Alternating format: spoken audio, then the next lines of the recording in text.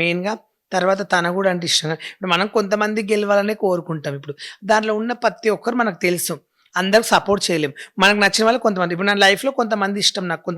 కొంతమంది బావాలంటే నాకు పిచ్చి. నన్ను అర్థం చేసుకునే వాళ్ళు, నన్ను ప్రేమించే వాళ్ళు, నన్ను లైక్ చేసేవాళ్ళు కొంతమందుంటారు. అంటే మన కోసం ఆలోచించే వాళ్ళు, మనకేమైనా కావాలంటే హెల్ప్ జేసిన వాళ్ళే నాకు ఇంపార్టెంటు.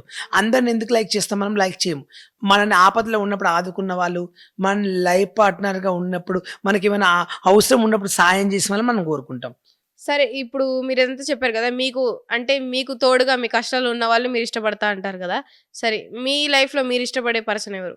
అంటే మీకు ఆపదల్లో, కష్టాల్లో తోడున్న మనిషెవరు? నాకంటే లైఫ్‌లో చాలామంది వచ్చారు, ఎళ్లారు. అవసరానికి యూజ్ చేసుకున్న వాళ్ళున్నారు. అవసరానికి మాట్లాడమని. ఇప్పుడు ప్రెజెంట్‌గా అంటే ఒక బావుంటాడు తార్నాకలో. ఆయన డీసెంట్‌గా పరిచయమయ్యారు.